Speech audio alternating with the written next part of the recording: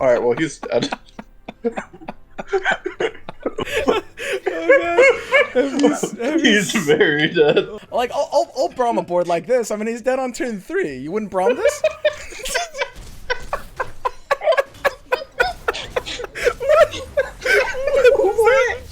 Alright guys, this is it. This is the first official deck guide of the new Shurima expansion, and I wanted to save it for something juicy.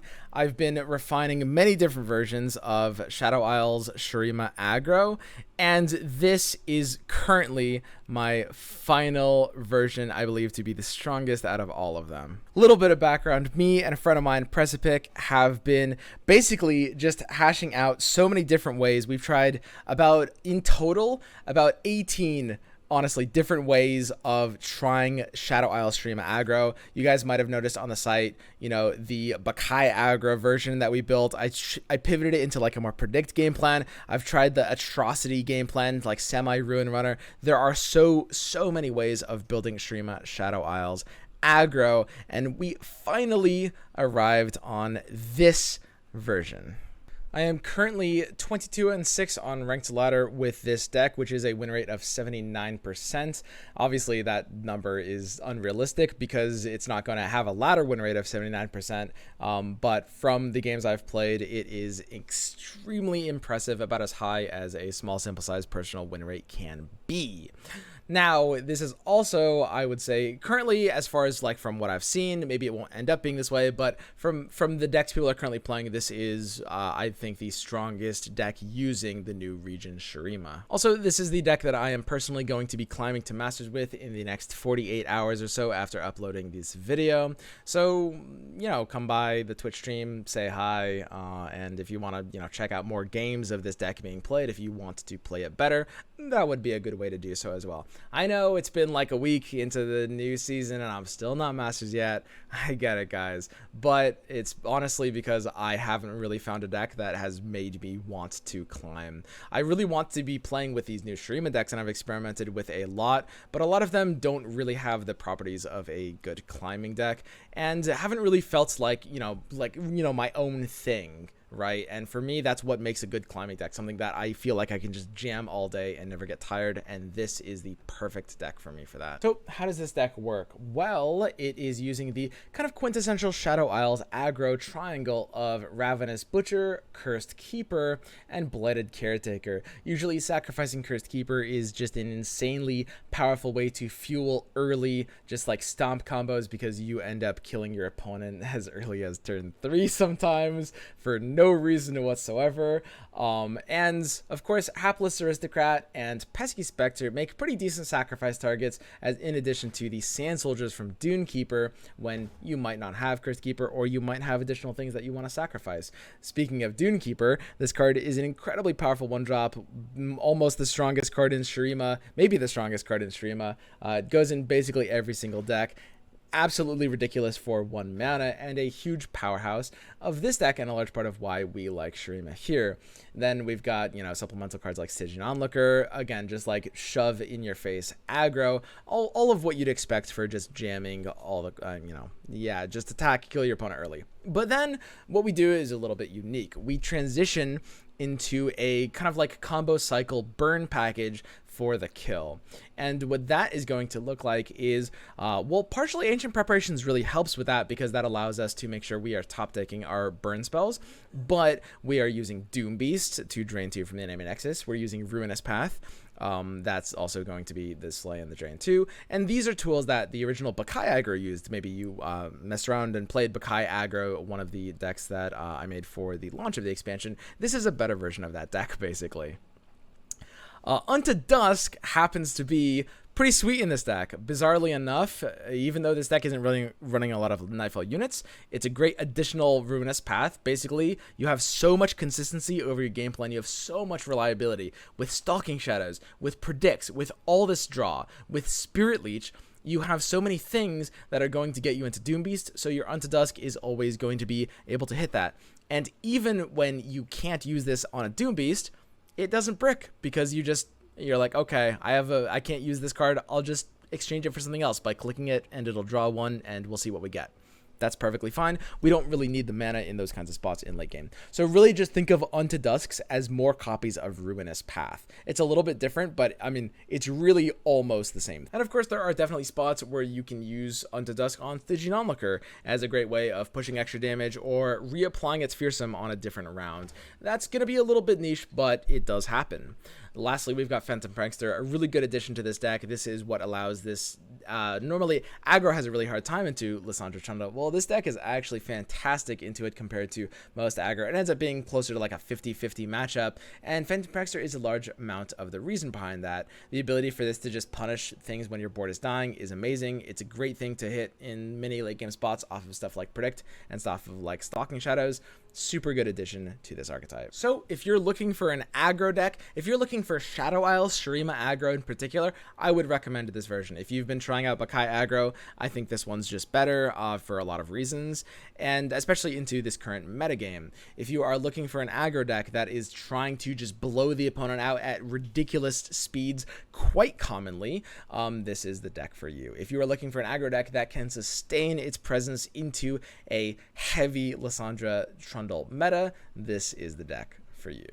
All right, now let's talk about how to mulligan this deck. This is an incredibly important part of this video because mulliganing is the lifeblood of this deck, and being able to sequence your openers is what allows this deck to do so well. It is not a amazingly easy deck to play. It's not, I wouldn't call the deck hard by any means. You can pick it up and play it simply and you will still do very well, but it has a pretty high skill ceiling that, you know, a better player will absolutely be able to get a much higher win rate with this deck. And a lot of that skill ceiling comes in the form of mulliganing. So what you're really going to want to do, and I stress this a lot, is just, you know, plan out your first 3 or 4 turns in your opening hand, right? As soon as you see your opening hand pre-mulligan, you know, look at whether you're attacking evens or odds, look at the matchup, and think like, okay, I'm going to play this turn 1. I'm thinking about playing this turn 2. I need a turn 3 play, so I'll mulligan that. Or I don't have a turn 1 play, so I should mulligan basically all of these. That will take you very far, and I highly, highly recommend sticking around for the rest of this guide and watching the gameplay portion of this guide. It won't take very much time, and I promise it'll make you much better at this deck just watching like 10 minutes of the gameplay portion. So in terms of hard mulligan rules, make sure you are keeping your Ravenous Butcher in basically every opening hand as a one of. Cursed Keeper should pretty much always be kept too if you are looking for something to trigger Cursed Keeper like Butcher or Blighted Caretaker. You're going to have to mulligan the rest of your cards pretty aggressively in addition to Cursed Keeper. You should be keeping your aggressive 1-drops Dune Keeper, Stygian, Onlooker, etc. And Hapless Aristocrat is actually not always going to be a turn 1 keep. Hapless Aristocrat and Ancient Preparations and Pesky Spectre are not things that you have to keep in a lot of hands, surprisingly. I think a lot of people would keep them just because they're cheap, and it really depends on what else is happening in your hand and what you're planning out. If you have, you know, cards like Butcher or cards like Caretaker, and you don't have a Cursed Keeper and you don't have a turn 1 play, well then Hapless Aristocrat is a great card to keep in your opening hand. But unless you have a specific reason for keeping it, I wouldn't go out of your way to do so. Dune Keeper, of course, always a keep, absolutely amazing. Onlooker should usually be a keep in your opening hand because you are usually trying to, you know, fit it into some kinds of curves. But Onlooker is a good example of where, depending on how you're planning out your first like 3 turns, there will be a lot of spots where you will mulligan it away, and that's fine. Then we've got kind of like the later game cards. And these are the auto mulligans. These are easy. Like Spirit Leech is an auto mulligan. I would keep Prankster in. I'd mulligan Prankster away. As much as I said Prankster's nuts in Lysandra Trundle, part of the reason this deck is so good is we have so many consistency tools that we can mulligan it away and find it later pretty reliably. We're mulliganing away Doom Beast. This is part of like the later game kinds of combos.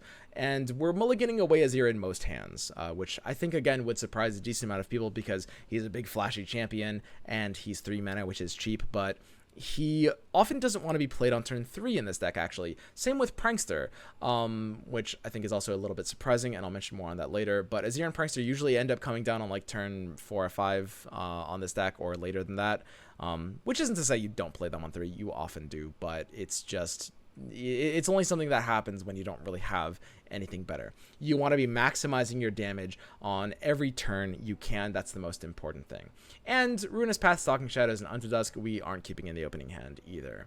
Caretaker, the final card I'll mention for this mulligan bit. Caretaker is a card that's very important to keep in your opening hand if you have a good setup for it. Think what the opponent's deck is playing. Think like how many 2 health units they're going to be having, things that you can sweep with Caretaker, and look whether you're attacking evens or odds, as well as, you know, the combo pieces you have with it if you have Cursed Keeper.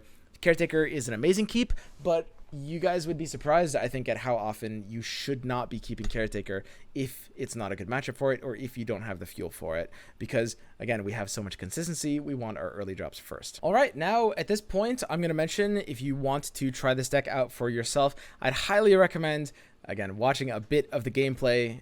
You'll see exactly how to play it in action. But if you want to import the deck, I put the pinned comments, the link. Okay, I put the link. Sorry, it's very late. I've been playing this deck for for hours. I put the link to the updated version into the pinned comment. Yeah, I got it right, under the video. So make sure to check that out because I might end up changing a couple of cards here. here. So you'll be getting a more updated version from whenever you're watching this video from the pinned comment. All right, a couple of tips before we get into the full gameplay guide. Tip number 1, make sure to maximize your damage. All of your plays should be with the idea of, okay, I am maximizing my damage here. I'm doing the most damage per attack and I'm getting the most out of every attack. You are going to want to make sure you aren't playing for like long-term plays. It's full aggro. Do not get baited by mana efficiency. On turn 3, you often shouldn't play Azir. You should play like double Stygian Onlooker instead of Azir, stuff like that, you know. Like, just make sure you're maximizing your damage per attack as best you can. Tip number 2, very important, is you are going to want the ability to skip predicts, right? This is an incredibly valuable tool as part of any predict card. You guys can press this big blue button to skip the predict. What this will do is you'll end up with a random card on top instead of the card you choose because you won't choose a card. Now, a lot of people still don't know about this because for some reason the UI is sort of unclear. It's kind of bizarre because it's a big blue button and you should notice it, but nobody does at first on their own. Like, literally nobody. I didn't on my own. I needed to be told. I don't know a single person who realized this on their own. I think like one person in the Legends of Runeterra community noticed that there was a blue skip button and it just spread from there. It's bizarre. But yes, there's this big blue skip predict button. It's an insanely valuable tool if you're playing Ancient Preparation or Chronomancer in these decks. In this case, Ancient Preparation. Do not be afraid to utilize this. If you see 3 things that you don't really want, press the skip button. It's amazing. Oh, also, something you can do, and something that happens quite a bit in this deck, is you can use Predict with Stalking Shadows. These cards have a potentially disgusting synergy because there will be a fairly common amount of late game scenarios where you'll do something like Predict into Doom Beast into Stalking Shadows on the same turn so that you always double draw Doom Beast off of Stalking Shadows for the guaranteed lethal. If you've played like decks like Bukai Aggro, you'll definitely know exactly what I'm talking about. It's very, very powerful, cute pocket combo. All right, tip number 3, know exactly when to butcher your Dunekeeper's Sand Soldier. This is potentially a little bit of a tricky one because in a lot of cases you will be dropping Dunekeeper on turn 1, and whether the opponent passes or whether they play their own Dunekeeper or what kind of matchup it is will inform your decision. So if it's your only butcher and if it's your only way to pop a Cursed Keeper, you don't have a butcher or a Blighted Caretaker, and you need it for that, then don't use a butcher on the Sand Soldier because you need to make sure you're saving a way to activate the Cursed Keeper. It's way too important. But for the Sand Soldier, if you are just playing Dunekeeper straight up, then you can usually use Butcher on the Sand Soldier if you don't have a better target for it. So again, like with all things, just make sure you're planning out, like, okay, what am I going to Butcher on in the next 3 turns apart from the Sand Soldier, and go with that. Something that happens really commonly in Shurima Mirrors is both players will play Dunekeeper on turn 1. If you're attacking on turn 1, you play offensive Dunekeeper, they play defensive Dunekeeper. It's great play for you to just sacrifice the ephemeral thing with Ravenous Butcher. That happens a lot if you don't have Cursed Keeper or a way to pop it.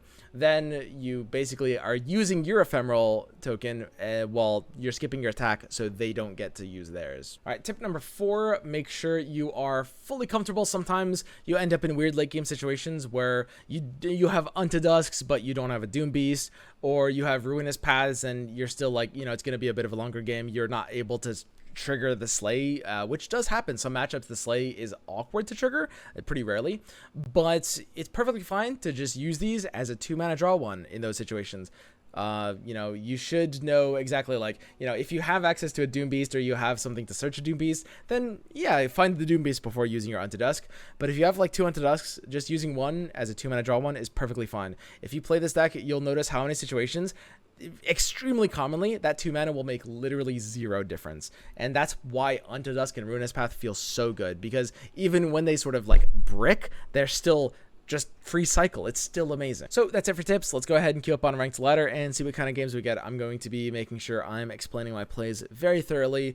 Hopefully this will help a lot thinking about how to play this deck out. All right, so oh, look at that, we're against Lucian Azir. So Lucian Azir is unsurprisingly a deck playing for a somewhat similar game plan. They're also trying to do kind of like a early kill combo. Azir ends up being, you know, a really good aggressive swarmy champion. So as mentioned, we're really going to want to make sure we're planning out these turns, right? So in this case, we've got the attack token on odds. So we've got Dunekeeper into Butcher on turn 1 pretty commonly, which is really nice. We don't need Ruinous Path here. In this matchup, Hapless Aristocrat is actually pretty neat. We do want to be pretty aggressive, and if we already have the Dunekeeper with Butcher, that might be a little bit better. And I think that usually is a better target. I'm actually going to go ahead and kick away Hapless Aristocrat here, just because of how this matchup often works. And here's why. Again, it comes down to planning out our turns, right? I want to be a little bit aggressive. Hapless Aristocrat is a good defensive tool, but Lucian Azir, even though they're a fellow aggro deck, the way we win this matchup is by racing them down. We know we're going to Dunekeeper on turn 1 because we can already see it in our hands, and they usually have to respond by playing their own Dunekeeper if they have it. If they don't, we're dealing 4 here, and if they do, which is often the case, then we can respond with our Butcher. When it goes Dunekeeper into Dunekeeper, the opponent blocking Dunekeeper, then we can decline our attack and instead Butcher the Sand Soldier Ephemeral, which gives us a trade up there, right? Because we're getting a free effective 0 mana 3/2 in an aggro matchup. Then we take our pass and we just have 2 units to his 1. In this case, he didn't do that, so we're going to attack here instead. This is because the Cursed Keeper in our hand needs the Butcher to activate. If we had a second Butcher, or if we had a Blighted Caretaker, I would of course Butcher turn 1 here in response to the Ancient Preparations. So again, with mulligans, I think at the end of the day, you know, people always ask me for like mulligan tips. It just comes down to planning out the first couple of turns, right? Like think about, you know, okay, I'm attacking odds. Okay, I'm attacking evens. Think, okay, what am I doing on 1, 2, 3, 4? It's all about the first 4 turns, in particular with this deck. You can simplify it to the first 3 turns, but I think 4 is pretty important because usually for this deck, you know, when you're attacking on evens, for example, Blighted Caretaker will sometimes be an important factor. So now he's taking the pass here. We've got Keeper Butcher. And what are we going to be doing on 3? Well, not sure. If we draw something like Blighted Caretaker, like a top deck Azir, we can curve that out on 3. Alternatively, I can preparations here, and this allows us to find whatever 1-drop we want to curve with Keeper Butcher then. It also gives us a 2/2 blocker 2 turns from now, which is going to be nice during his turn 4 attack when he's attacking with the Azir, because Ancient Preparations takes 2 turns to give you the 2/2, and there will likely be a 1/1 ephemeral 2 turns from now that our 2/2 wants to come out and block. So I'm pretty happy playing the Ancient Prep here, and again, we're looking for a power 1-drop to be able to curve out with our Keeper Butcher. And honestly, this time I will take the Hapless. Now, you might think I would skip this because I declined the Hapless earlier, but when we look at, you know, again, we're committed to the Keeper Butcher next round. We want to play a 1-mana unit. And when we look at this hand, we have Spirit Leech in it, so I'm perfectly happy with Hapless at this point. This is a bit of a slower hand. We're trying to get a little bit more value out of that. Oh, interesting. You take the pass before Dunekeeper. That's very interesting. I don't know why you wouldn't Dunekeeper first, but I'm fine with that.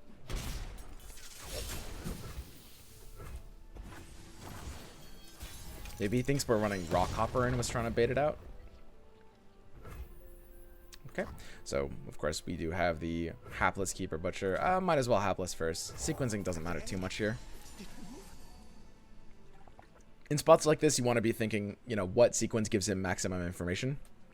And in this case, not too much here. I mean, Keeper Butcher is sometimes like a bit of a slightly hidden bomb, but the sequence won't matter.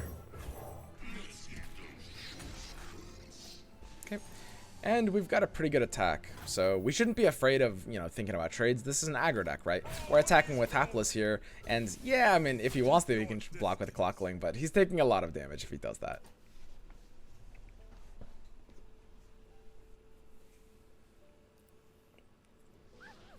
Okay, so he's realizing we have just like a much higher tempo start. He's way too behind and just concedes. Man, that's a shame. That was going to be a good game. All right, I'm just going to keep the recording going, and hopefully next game will be a little bit little bit more of an example of what's good. I'm going to leave that one in because I think that's still a pretty good demonstration of how you have to be thinking about the first couple of turns of the game. I think that's quite important. All right, yeah, very bad dragon. Another Fiora Shen. Yeah, there's a ton of Fiora Shens. I listed it as tier 1 on the meta tier list yesterday, and God, have I been seeing so many Fiora Shens since then. It is crazy up here.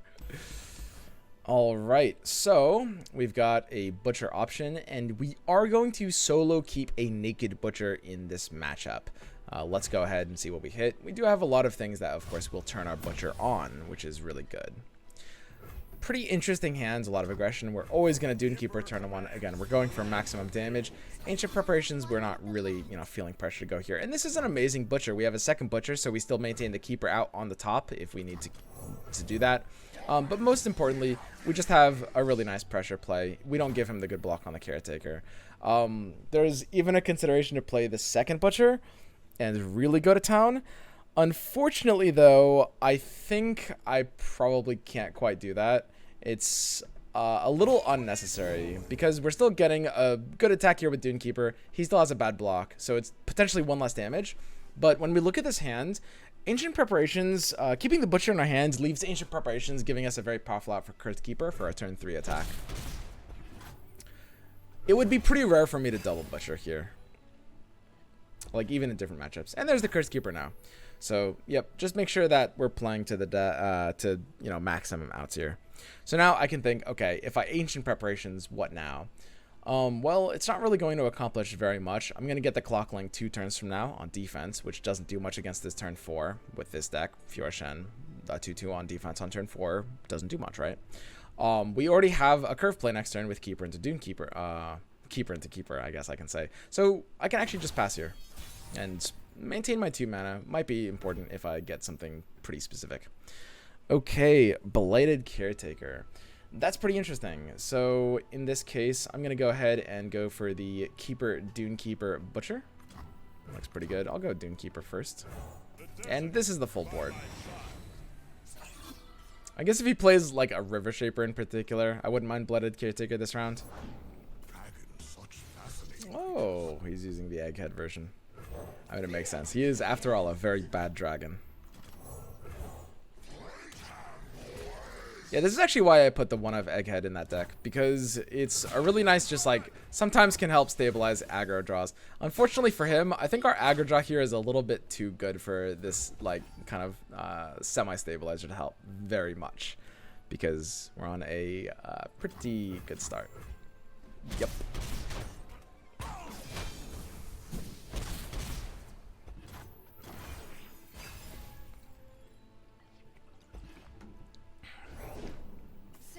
Alright, so he's at low health. Now, what are we playing around? Well, we're a little afraid of Spirit's Refuge. It's not going to heal him a ton, but in this case, healing him 3 could actually be a little bit annoying. We can go ahead and Ancient Prep now. We're just going to see what we're predicting into here.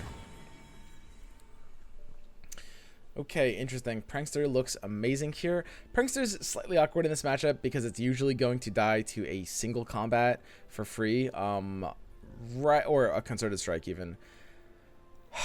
It's pretty interesting. Now, if we look at how he played the last turn, I think he would have had to try to keep his health a little bit higher if he had Single. So the choice is either skip and try to go for like Doom Beast combo or go Prankster. I will go for the Prankster, although that one's a little close.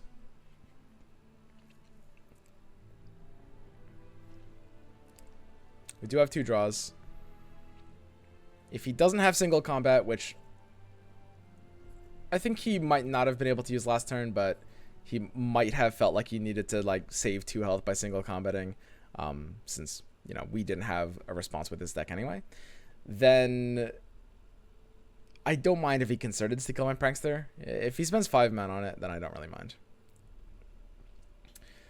So he's thinking what he wants to do here. He is running the Egghead, which means he's likely running my version of the deck, since most people aren't running Egghead in their deck, which means he's on 2 or 3 Spirit's Refuge right now, depending on when exactly he took the list, because I've changed the version in the last 24 hours down to 2 Refuge. I think he'd probably have to pre-commit Refuge on that turn if you were him, and we can just go ahead and pass now. We haven't triggered the Slay, and we don't really need to be like so mana efficient that we're gonna do anything weird this turn. Golden Aegis, wow, that's kind of crazy. Is he trying to like do a weird Fiora win con? I guess he must just have like a late hands and is just very, very starved for some ability to stabilize here. Okay.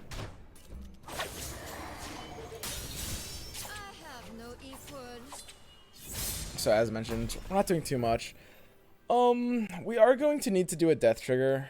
I might have played this out a little bit poorly. I think like part of the downside of going for Prankster is I didn't really have the curve next turn, right? And this is, again, like so much of what I'm talking about. You have to be thinking about your turns. Like, that, I think that was a misplay on my part just because, I mean, when we look at next turn specifically, we're at 5 mana. We can't do Caretaker into Prankster. I did need to Caretaker this turn. We weren't getting the Prankster earlier, so the Prankster is in a position of being kind of awkward, which means what we can do if we want to, you know, try to enable it is going for the Ruinous path now and effectively losing the potential drain too, for the ability to curve the Prankster with the Blighted Caretaker, because we've put the Prankster to the top of our deck, we know we're drawing it here, and the only way to have the unit mana to play both by turn 5 is to do it in this order.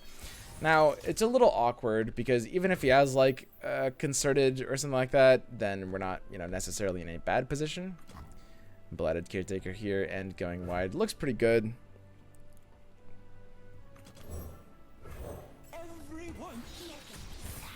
Because we can go wide enough to beat a Concerted hand. The only problem is, yeah, those nasty single combat hands. Those can be a lot worse for us.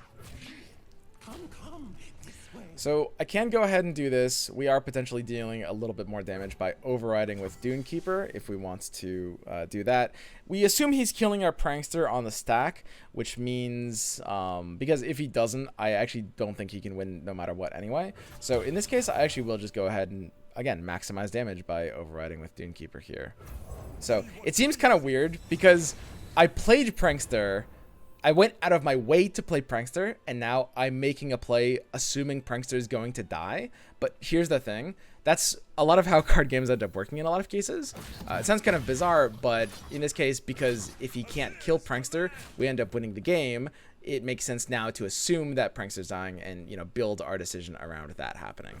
So, the Fiora, I guess there could be some bizarre hand where dragging the Fiora to the right side matters a bit more. I guess. For sure. So there's that Concerted, and it's GG. So yeah, I think this is a pretty good example of just how you have to be thinking about this deck. It is not an easy deck to play. It's very powerful, and to be honest, I think part of the reason that I really love this deck so much, and part of the reason that I would recommend it to a lot of you guys, I think this deck will legitimately make you a much better player if you can, like, learn. The deck forces you to think about the game in this way. It'll make you better at mulliganing with pretty much every deck. You will have to be planning out your turns at least a little bit in advance and making sure that, in this case, we are maximizing for our win condition, which in this case is damage, but is very transferable to other decks. Okay, this guy's playing Hacker Azir. Don't play Hacker Azir, guys. Alright, so Hapless Butcher Caretaker. In this case, again, we're going to be using what I was talking about before, making sure that we are planning out our turns. Ruinous Path is an easy kick from the opening hand. In this case, I'm actually kind of happy to have Hapless here. It does allow a lot of, like, combo hits with Blighted Caretaker and Ravenous Butcher. We're attacking on 3 with Blighted Caretaker, so I'm pretty happy to keep the rest.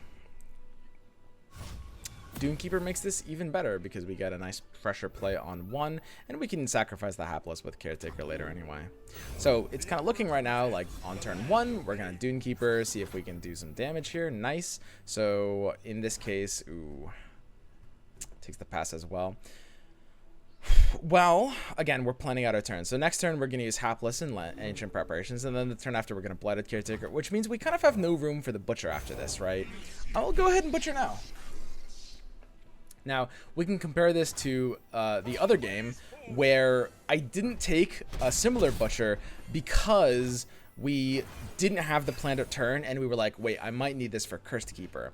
But because in this game, well, first of all, we already have a Caretaker for Cursed Keeper, but also we have a planned out turn, right? Like, I'm perfectly fine going Hapless into Ancient and then Caretaker on 3. Of course, I got lucky. I'm kind of actually a little mad I did Cursed Keeper there because I'm trying to make a point. That's fine, though. I mean, I'm not that mad. I'm going to be honest. All right, great.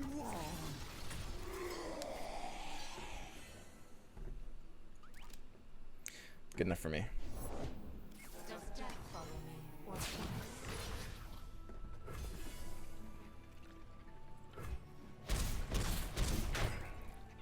So it's turn 3 and Homie's at 2. Deck runs 0 healing, and all of the cards in our deck deal 2 damage to face, even if somehow we end up with no more attacks. But yeah, Hecarim Azir, I wouldn't recommend it as an archetype. It doesn't end up making much sense. Like, Hecarim and Azir don't really have synergy points. They don't cover each other's weaknesses. They're just trying to do the same thing. So they end up being pretty redundant. Like, you want to combine either with Lucian. Like, Azir Lucian makes sense because Lucian is what's giving you the payoff and the rallies to be able to work with these attacks. And Lucian with Hecarim makes sense because in a very similar way, that gives you the Grand Plaza. It allows the ephemerals to make sense. Whereas Azir Hecarim is just stacking 2 of the same thing on top of each other. All right. Okay, here's another Fiora Shen.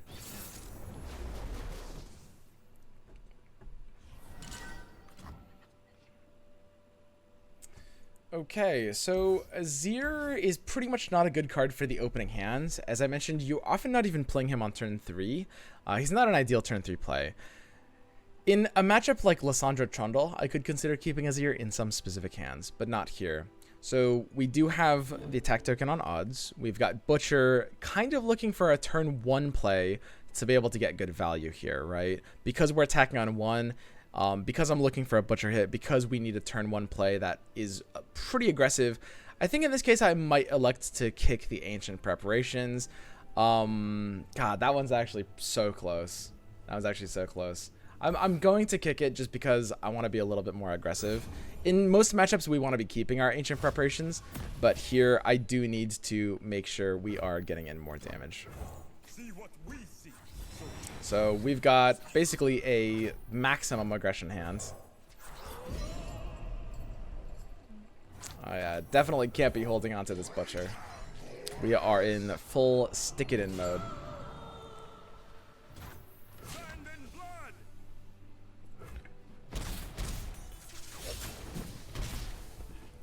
Alright, 13 on turn 1 is not bad.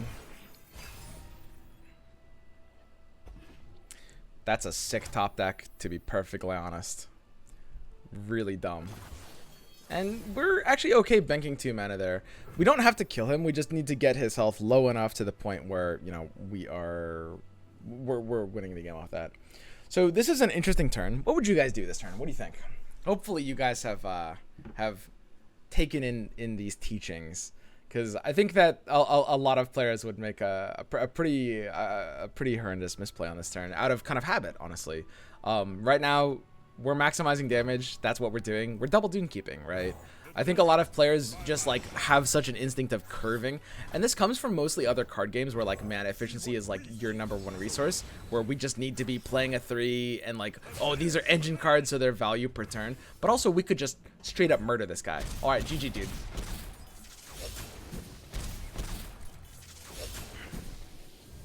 We played a maximizer of damage. Prankster and Azir sometimes do come out on turn 3, but less commonly. than you would think. It's more of an exception than anything else. To be honest, I actually kind of like that these games are going so quickly. Don't get me wrong, this deck isn't like, it's not going to win every single game. I'm not trying to overrepresent the power of this deck. It's a very powerful deck, but it's really useful for you guys to be able to see these fast games because I can show you guys a lot of mulligans, and just seeing the first 4 turns of this deck over and over again will help the most by far, because that's where you really need to crunch down. So this is Swain Sivir. I think I might have played this guy earlier tonight. So as always, we're thinking about turns. We pretty much never keep Doom Beast in any opening hands. Hapless Aristocrat, we want to be a little bit more aggressive here. I don't mind some Ancient Preparations at all. If we already have a turn 1 play though, I would like to kick it and see what else we're going to get here. To be perfectly honest, I'm not 100% sure how I feel about Ancient Preparations in the mulligan phase. That's one that I'm honestly, personally, a little bit undecided on still. So, as with last time, I do have to attack here. The Keeper is only working because of the Butcher in hand, so unlike some of the other times where I do use Butcher on turn 1, I can't use it here. And of course, pretty amazing hands. Got a lot of combos here. We can choose to play either Prankster or Azir on turn 3, but this is a really easy keeper on 2. I think his deck was running Glory Seeker, but you're not going to want to use it here. So I could Butcher the Keeper into an open attack, or I could preserve it. That would be better for hands of, you know, if I wanted to play the Prankster that early. There's kind of no reason to play the Prankster quite that early, especially in this matchup. So I will Butcher the Keeper now, which I think it just allows me the option to open attack if I want to. I guess I did sometimes enable a Glory Seeker there. That might have been a bit worse, but I mean, I think he's kind of trolling if he's not playing Glory Seeker there anyway. So, yep, now we've got the option, and depending on what I drew, if I drew something good for Stygian Onlooker, I would definitely take a development here. I drew an Ancient Prep, so we can attack now for 9 damage, putting him to 7, which just means we have, you know, perfectly good over the top. We're not really scared of anything he's doing on turn 3. I don't mind playing Azir and going a little bit wider than him, but because we've got a 4 and because his deck can't really interact with us without blockers, I think open attacking will actually be best here. He's using Noxus Shurima with Sivir Swain. A lot of their cards are going to be, you know, stuff that, yeah, here's Arachnoid Sentry. That's a good example of why we don't want to develop. Cards like, you know, Bloody Business, like a weird 2-drop down into Bloody Business, or something that's going to be able to do a combat trick after blocking, right? We're not really afraid of almost anything if we open attack, except for like Death's Hand, which is way too slow to really feel very effective there. In this case, I mean, I can Prankster. His deck actually might run Culling, but I don't really mind that. Prankster seems pretty safe since yeah, I don't think there's really like a safer time to Prankster.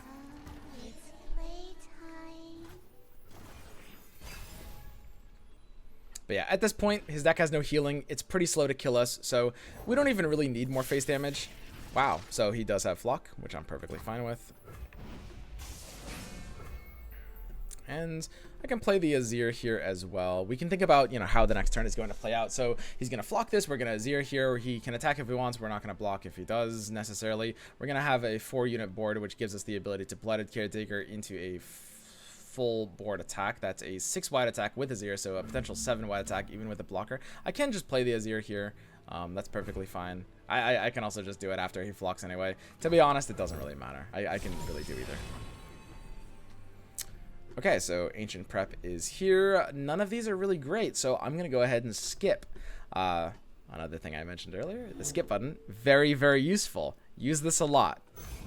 Do not be afraid to skip. It's so powerful. The ability to just see 3 things that don't really excite you and just be like, we'll just get something else, is insanely valuable. It's so good.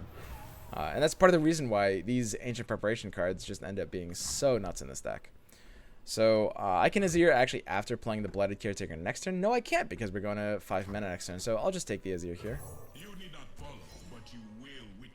So one of the downsides of playing the Landmark was it does lower our board state, our board space, which can matter for some hands, but because we know we're going to override them with onlookers anyway, it doesn't end up mattering. So I can Blooded Caretaker. We're foregoing one of the summons, but again, it doesn't matter because we have a full board and our Azir is leveled on everything. So it is the 7-mana play, which is looking like a Spirit Fire. Of course, Spirit Fire is not going to be enough here.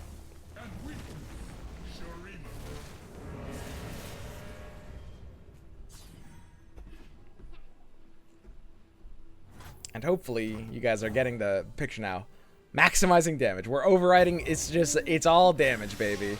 You know, in a lot of cases, you'll have to play a little bit slower, but do not be afraid to sacrifice resources. Like, hell yeah, I'll override this stuff.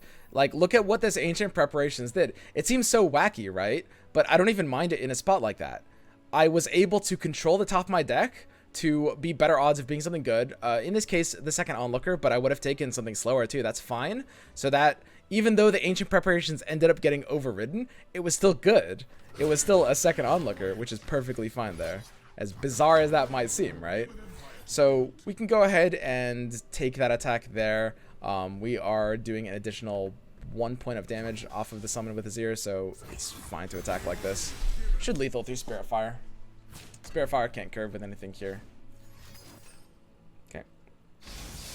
And the double onlooker kills him through Spirit Fire. Again, we didn't need that. This matchup was over like 2 turns ago because again, his deck can't race us down, so even if it stopped all of our attacks for the rest of the game, we would just draw our kill spells and combo him. Actually, man, these games have all been going a very specific way. I haven't been like editing out any games. I'm cutting the bits between games, but I don't like cherry picking footage when I'm doing a deck guide. If you guys have been watching like the LP, it's literally been, you guys have seen every game I've played so far. I would, however, like to see maybe next game or in the next couple, we'll be able to show you some where we do have to kind of go for the long game plan, the Stalking Shadows combos, because those haven't happened yet for some reason. All right, Trundle. Hey, man, I asked for it, and here we are. Trundle Lysandra.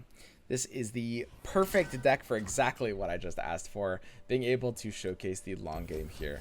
So Stygian Onlooker is not bad in this matchup, because usually we are able to represent a lot of damage off of it. It's not a good turn 1 play though, and we are attacking it on turn 1. Stygian Onlooker is kind of better in a lot of turn 2 hands. I think I will kick it here, because I'm really thirsty for a nice, you know, early play. Okay, we got a very interesting hand. So in a lot of other matchups, if you've been, you know, watching the other games, you might notice this kind of hand would normally be bad. In this matchup, I actually don't hate it. We have some power cards here. Prankster and Azir are both really good against Trundle Lysandra, and Stalking Shadows will be playing for a slower game plan. So this is exactly what I just asked for. Perfect. I get to show you guys a game where we're slowing down. This one's a little slow. Normally it doesn't start this slow. Normally it's like you put them to like 8 health quite early, and then when they own the board, you just chump block them for a couple turns until you draw enough burn spells to kill them. It's not normally this slow, but sure, I'll play a slow hand. Why not? Okay, so it is a little bit early to be on Prankster. The Azir is going to be threatening more immediate value first. The Prankster comes down as a secondary component to the Azir. Looks good. Now, one thing about this deck is in a lot of spots, we won't be attacking very aggressively with our Azir. With a lot of aggro decks, they do attack with Azir kind of no matter what. But a lot of the times where we're playing for the Azir, we actually just want to make sure he's keeping his health high and, you know, maybe burning out with Prankster or something like that. So in this case, for example, yeah, I'll actually skip the attack with Azir. When he blocks, you know, the Sand Soldier, I don't mind that. I actually don't want the Azir just taking unnecessary damage here, because this game is going to go on a little bit longer. Now, the scary thing he could do is he could flip Lysandra very quickly. I think we're totally fine in this matchup. Actually, especially with a hand like this, I don't even mind like Ice Shards and board sweeps. But an early Lysandra flip, giving the Nexus stuff, is going to be a problem for, you know, the whole Doom Beast game plan. So that might be how he wins here. Okay, so I can use Stalking Shadows after this. I can go ahead and let that through since we're just playing for the Prankster. Sorry. I don't know why I'm thinking about blocking. Jesus. Okay, I don't mind Prankstering here. Really, we do have the ability to make him spend mana earlier, but at this burn, I do want to threaten a little bit more of his mana. Let me go ahead and Stalking Shadows first, though, because it's a nice non-committal play, and if he actually passes back and threatens a burn into negatives, I will happily take that back. So a very interesting option. This would be a great matchup for Spirit Leech normally. Hapless Aristocrat's really not as good here, but honestly, with this kind of hand, with this kind of board state, I want, you know, we have a lot of expensive things here. Onto Dusk and Stalking Shadows will chain draw, and Doom Beasts are expensive and slow.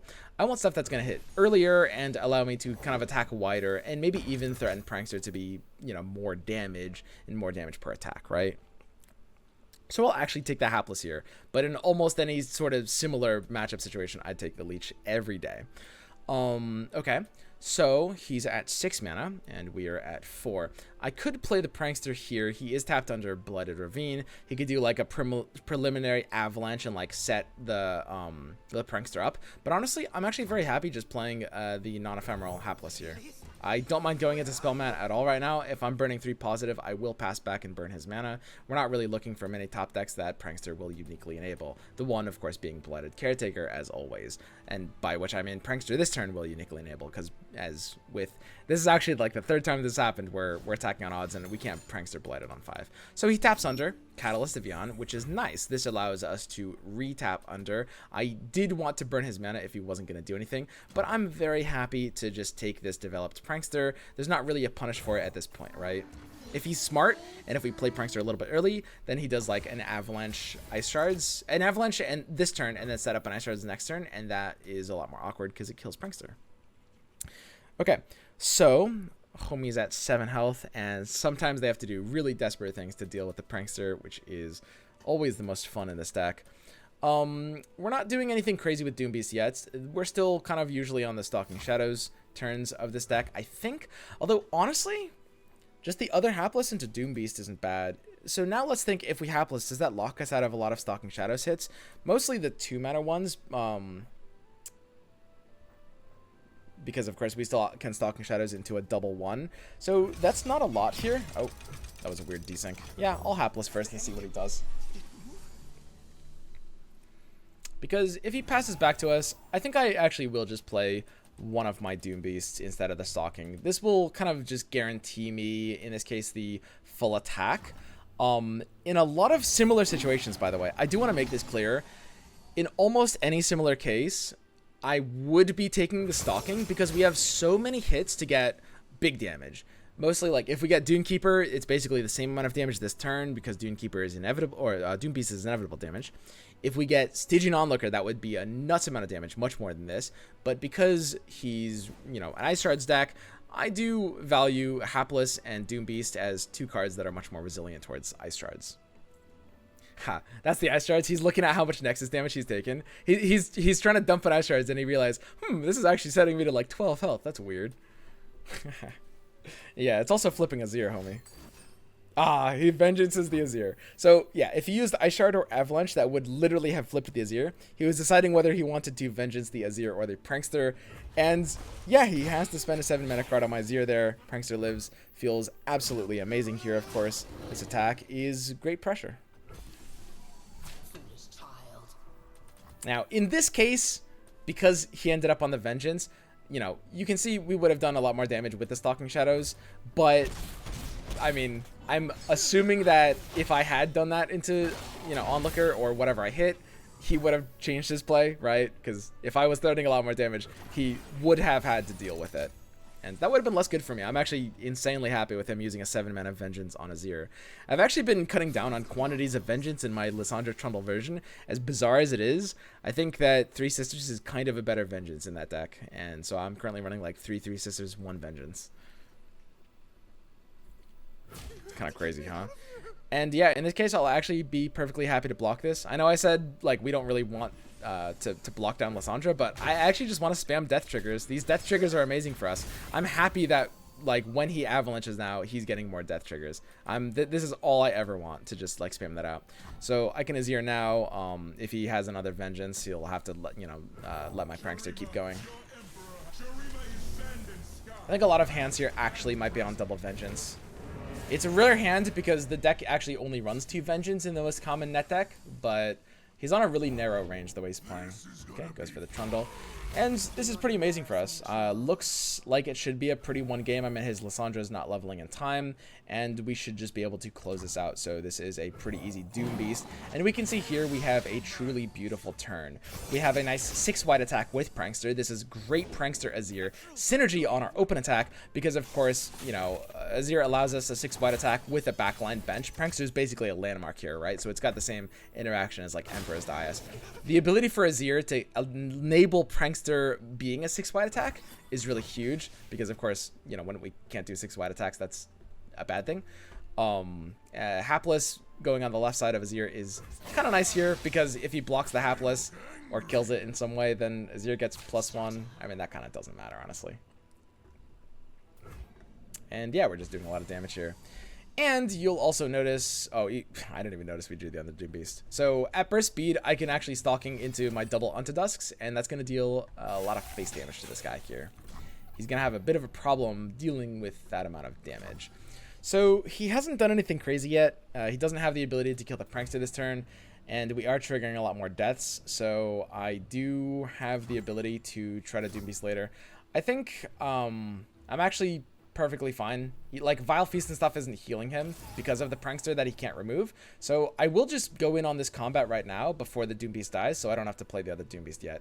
In this case, what we're getting off of Stalking Shadows really doesn't matter. We're just using this as a Nightfall activator for Unto Dusk. So now Unto Dusk is a 2 mana deal 2, heal 2, draw 1, and I'm going to use another Unto Dusk as another 2 mana deal 2, heal 2, draw 1. And there's Ruinous Path, and we're triggering a Slay this round, so this is also going to deal 2, heal 2, and draw 1.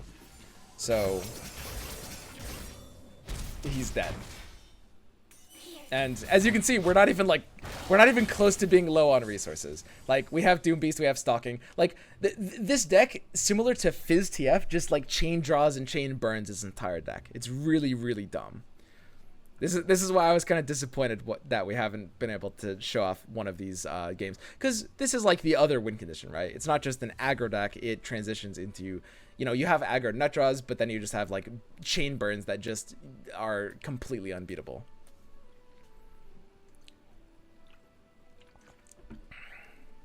So he can't even pass here. If he passes, he loses because I can just pass with the Sand Soldier.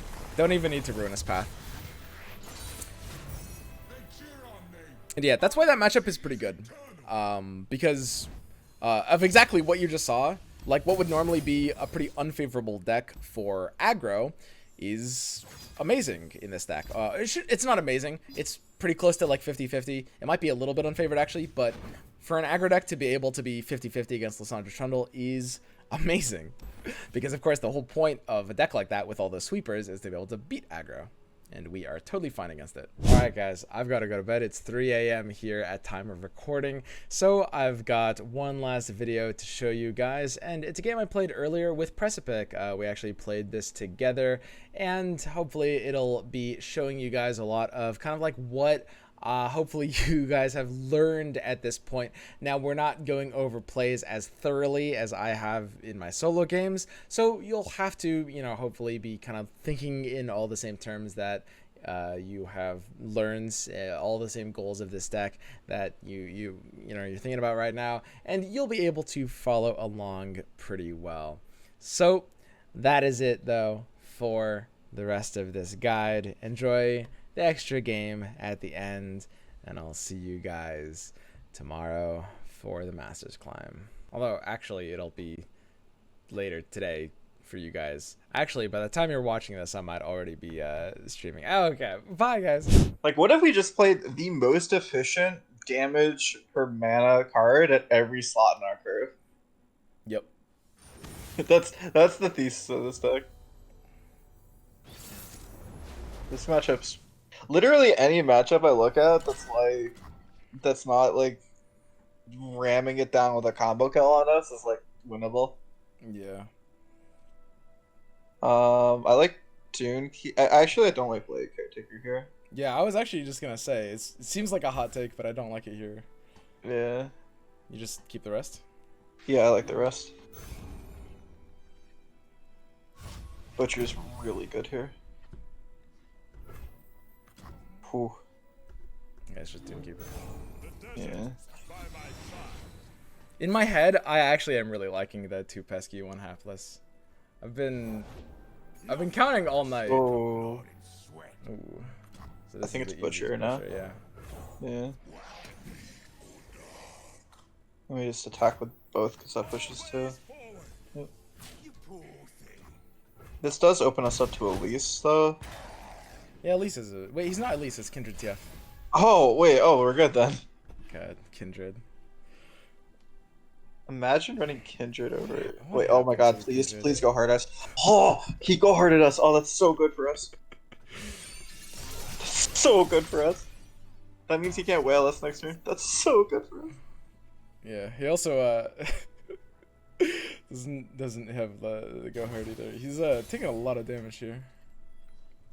So now we just yeah, stalking into it. Yeah, Third give me I think it's Doom Beast. Yeah, it's Doom Beast for sure. Oh, I hate Yonkuver so fucking much. I mean, obviously in that case that was improper, but there are plenty of cases where it is actually there nice. are spots. There are spots. It's at least half of them, but I mean, this case was just. If he doesn't TF red card us right now, he loses. Yep. He needs to do it right now. All right, he loses. Okay, we opening with yes, leech? you open Spirit Leech. You open Spirit Leech. And we just That's like why he have loses. the infinite damage. Mm-hmm. Oh, hello. Yeah, hello. Yeah, and he's just like, yup, I had to do that now. I think he feels probably good about that because he's like, oh, his TF is safe.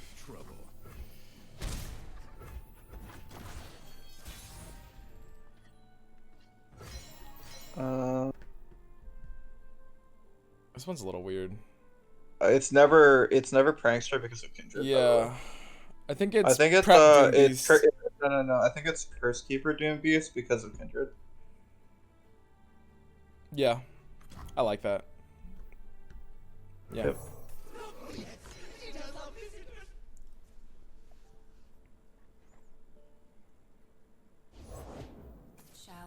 Nice. Yep, because if you go hards our Curse Keeper, he kind of loses. Yeah, I'm perfectly fine with that. Yeah. Yeah, and he realizes. Yeah, he wants to see like the Butcher first. So Alright, now we just end. Yep. End round. Yep. Yeah, he like realizes this, like, holy shit, I just lose. Oh wait, that's pretty good. All or nothing. I mean, yeah, we have infinite healing, we don't care.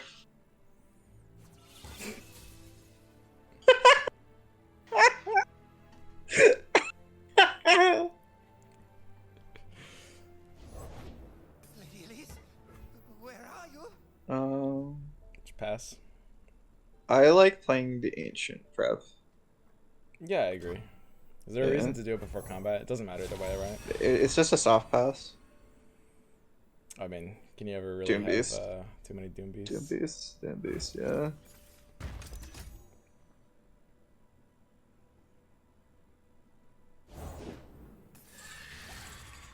And now you're Prankster, I think. Yep, now that the mark is down. Yep. Oh yeah, both of them are non-ephemeral. Yep.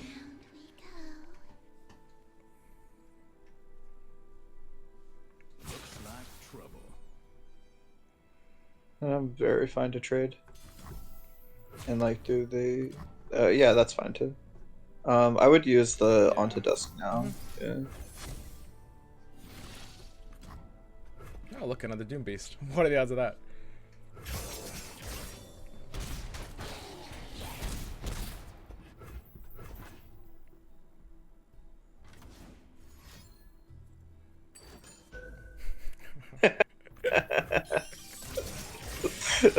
I fucking love it when this happens with Prankster. It's the funniest shit. They just like they dump like single removals, like they mystic shot the Prankster just because they're hoping they top deck a static next turn or something. Like Yeah. It's Azir into Doom. it's second Or, Prankster. Actually, yeah, second Prankster is even better. Yeah.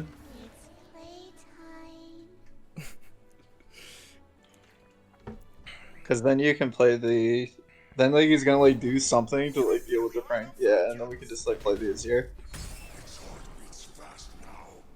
Is that even better than just Doom Beasting? I guess it doesn't matter. I mean, No, Azir's better. Azir's better. Azir's better Yeah. because it pushes damage with the pranksters. if he has a lot of healing. Yeah, exactly. Like I'm like trying to like ensure that like he can't possibly kill us. This also plays around pack your bags as well. I've whipped up something special. Oh, look. Wait a minute, he gives us a thing to attack with his ear. Yeah, I was gonna say this is really neat. Yeah, that's nice of him. This one looks pretty free. Yeah, that's a free attack, I Two think. pranksters on board. Oh, neat. Wait, what's Kindred at? 1 out of 2. We need to you need to keep in mind about chump blockers Yeah, versus yeah. Kindred.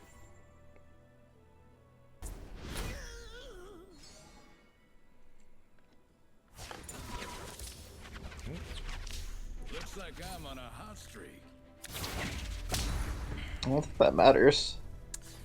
I'm not very scared of it here. Yeah.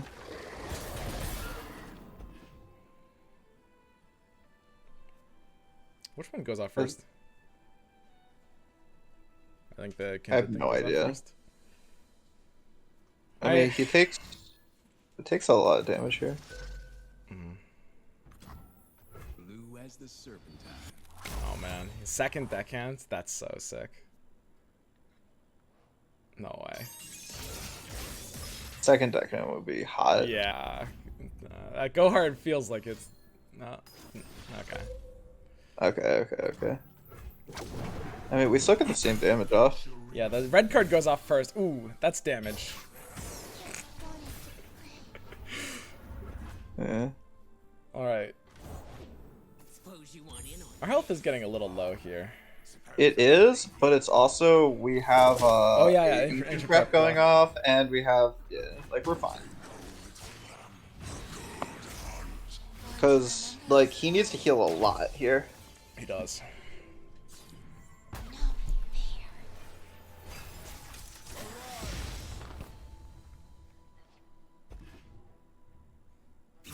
luck is smiling.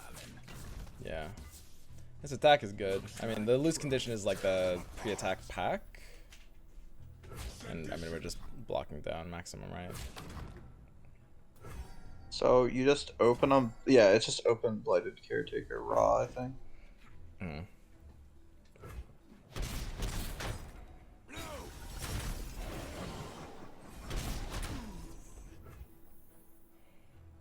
I think it's open Yeah, Blighted Caretaker it has to raw. be. Yep.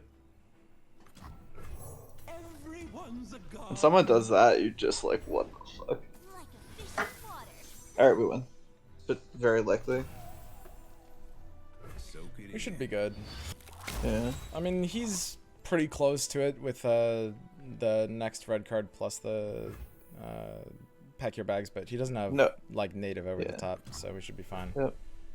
Yeah, it doesn't really matter which one.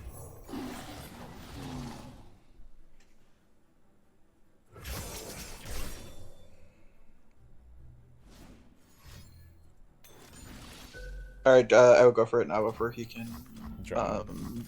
whale, yeah.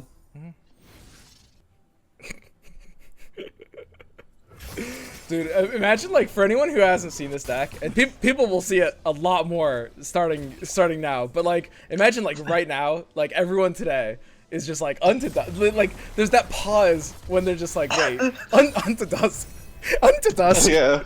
Yeah. They're like, wait a minute. I Hang did on. not think I would Hang on a die second. from this bot. Yeah.